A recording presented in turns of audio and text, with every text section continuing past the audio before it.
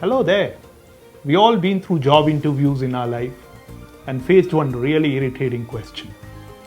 I'm sure all of you were asked sometime or the other. So, where do you see yourself in 5 years from now?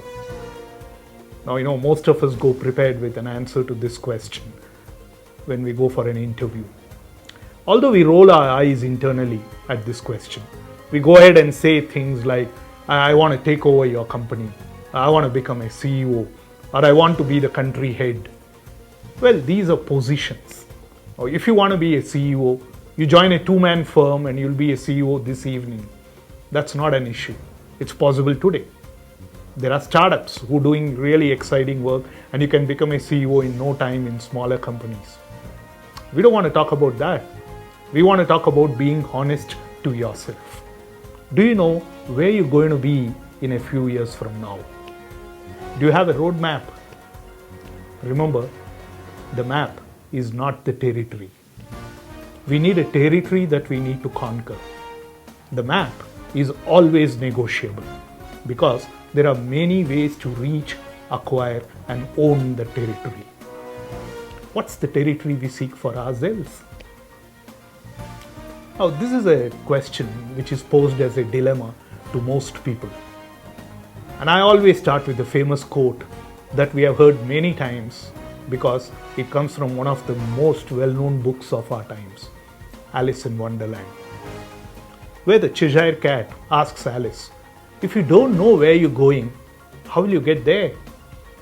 Now, I ask these questions to managers because of the familiarity of the quote, their eyes go glazing. So I say, there's a variant to this quote which says, if you don't know where you're going, any road will take you there. Even your current job. Oh, now they sit up.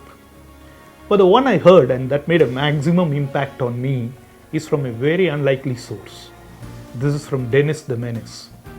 Oh, we all know Dennis, a mischievous 5-year-old boy with only one concern in life, that's how to irritate his neighbor, Mr. Wilson. And you'll agree, a 5-year-old boy is probably the most unlikely source of anything philosophical. But I came across one of these cartoons where Dennis is lying around with his best friend Joey and really very much at peace with life. And then he says these beautiful words. He says, Joey, you will never be lost if you don't care where you are. Wow, that's quite profound. You will never be lost if you don't care where you are. Now, when I say this to managers, they go, wow, that sounds like the story of my life. You can just be happy and stay where you are as long as you don't worry too much about where you are is where you want to be. If you made peace with yourself on this point, you'll be happy forever. Worrying about what you want to do next is more for people who really care about where they are and really care about where they should be and the gap between where they are and where they should be. So, have you ever asked yourself, is this the place for me? Could I be better off doing something else? Be somewhere else? Can we afford that? Now, there are a whole lot of messages we're getting from our company, from our family, from our competitors, from our colleagues on what we should be doing. Shouldn't we pick a path somewhere? Shouldn't we pick a way forward to propel ourselves to be the best that each one of us can be? There's this moving book, which is an account of life in Auschwitz, which was a Nazi concentration camp where at least 1 million prisoners were killed. This book is called Man's Search for Meaning by Viktor Frankl. He says just a handful of them, including himself, survived the camp and came out of it alive at the end of World War II.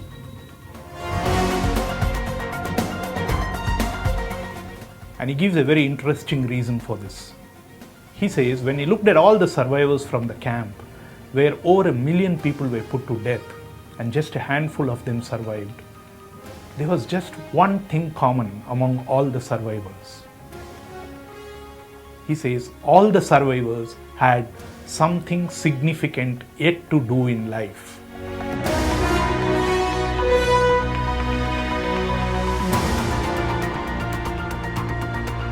think about that. All those who survived the concentration camp survived because they had something significant yet to do in life. The fact that you have something significant yet to do in your life can give you enough energy to even survive a concentration camp. Imagine that. When you don't know what's that significant thing that you yet want to do in your life, then every day sounds like a chore, very boring, nothing to look forward to. So when we have this conversation with our managers on, so can you give me a 3-year plan, a 5-year plan, or maybe even a 10-year plan for yourself? They usually enthusiastically start with what we call extrapolation. For example, they say, okay, right now I am the divisional manager, and generally in our company and in our industry, after 3 years you could become a general manager, and let's say in 5 years you could become a director, and maybe 9 years from now I'll be an executive director of this company. Now we call that extrapolation of the present. You know what are you doing here? You're actually taking where you are at the present and extrapolating it to the future. They're using the present as a reference point for their future. Stan Davis is a very famous futurist who says there is a danger in this exercise of extrapolating the present into the future. Because when you get there, there isn't there anymore. We all know this. Future doesn't wait for any of us. Not all that occupies your present is relevant to the future. We have no idea if what we are doing well today is really required for us to do well tomorrow. So, we recommend an opposite of extrapolation, which we call interpolation. Now, this goes this way. You first decide on what you want to be 3 years, 5 years from now. Now, no, don't ever allow anything that you're currently doing to bias or affect this thinking. Just from a whiteboard, plain whiteboard, start working on what would you most like to be 5 years, 10 years from now, and then work back. If in 5 years I want to be this, then in 4 years I should have been this, in 3 years I should have reached this position, and therefore today I should be doing this.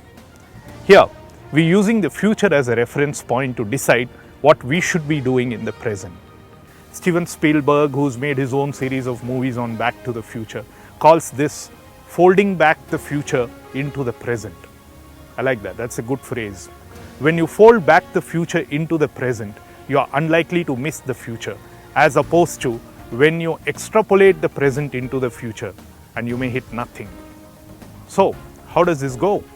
So let me give you an example. I met this IT executive. He's about 15 years experience in the IT industry, and I was coaching him. And after a couple of sessions, he came out with this deep down dream he has of acquiring a tea estate and settling down there for life. I said, okay, very good enough. And please note that what he wants to do is got nothing to do with what he is currently doing, right? So that's no reason to dismiss that dream. So we said, okay, let's go ahead and say in 5 years from now, you want to be the owner of a large tea estate. That seems to be something that you really want to do. So if you want to be doing that in 5 years from now, in about 4 years from now, you must be shortlisting 2 or 3 estates that you are looking at seriously for buying. In 3 years from now, you should have arranged for the funding and maybe some partners if required. In 2 years from now, you should have learned how a tea estate and the tea industry works. In 1 year from now, you should plan to spend 6 months in a tea estate as a probationer, learning the workings of a tea estate. Then you are really on the path towards becoming a tea estate owner in 5 years from now. Now, admittedly, we are not going to get our vision in a flash of epiphany or a stroke of divine intervention. You're not going to be sitting in one place and suddenly you get everything into your head and you sit down and write that on a piece of paper. That's not how this works. It's a living document. We need to start with the first version. We need to start writing down what we most want to be happening in our lives. We do have a template by which executives and managers can actually prepare their own map for where they want to be in their careers and in their lives.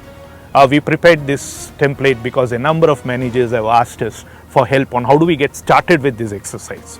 This template is based on a metaphor of travel. Now, when you want to get from city A to city B, there are three things we do in travel. We pack, we journey, and we arrive. In the case of making your own roadmap for your own vision of who you want to be, the order is slightly different. We start with arriving and then move on to packing and finally do the journeying. Now, what's arriving? Arriving is having a very clear picture of what the future will look like as if it's already happening today. I call this reporting live, like in a telecast. So, we would like you, for example, to write a simple 100-word description of what kind of a future you would most like to have, and then make sure that this 100-word write-up is written in the present tense. Now, writing this in the present tense is very important, meaning write as if you are already into that future.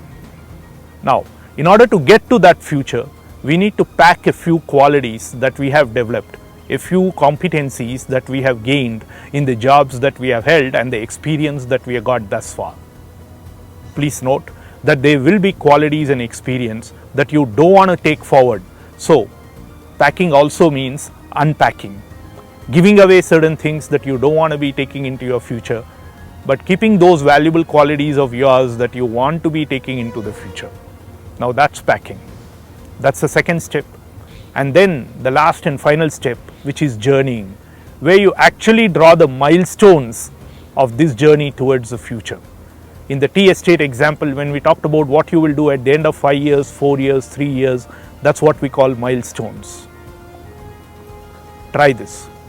This is an extraordinarily energizing exercise, because in addition to what you are currently doing to maybe earn your bread or keep your brood together, there is a parallel activity that you are engaged in towards becoming who you most want to become.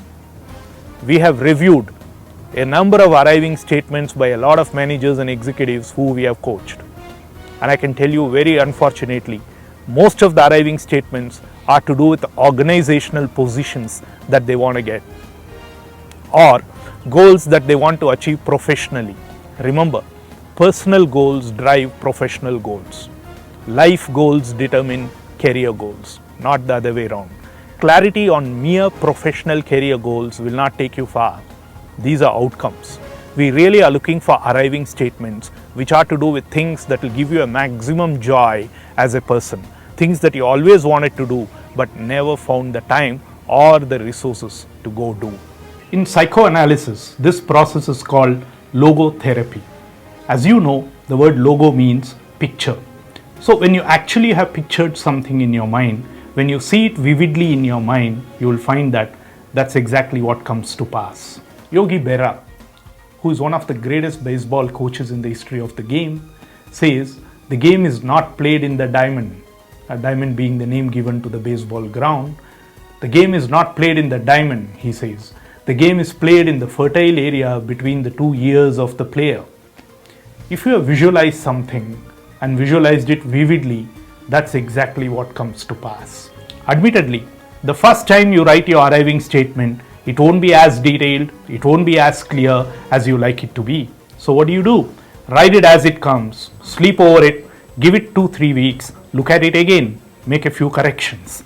After 2 or 3 corrections, share it with your loved and dear ones, spouse, best of friends, well-wishers, just share it with them. Continuously improve it. Once you think you have reached a level of steadiness in the arriving statements, then go for the packing and the journeying parts of your statement. With hundreds of managers with whom we have worked on this exercise, the results have been fantastic. You want to really go try this one for yourself. If you want to win it, then you need to visualize the winning now. Here are 4 things you can go do. 1.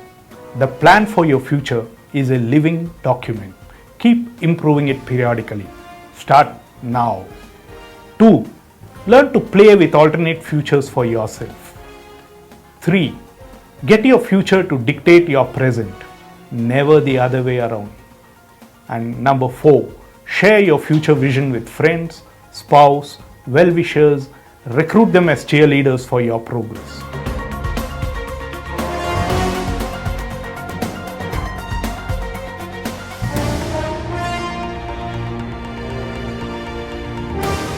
Viktor Frankl, the Austrian psychiatrist about whom we spoke earlier and who wrote Man's Search for Meaning, gives a wonderful reason on why we should do this. He says, it's the peculiarity of man that he can only live by looking to the future. And this is his salvation in even the most difficult moments of his existence. That's something to ponder.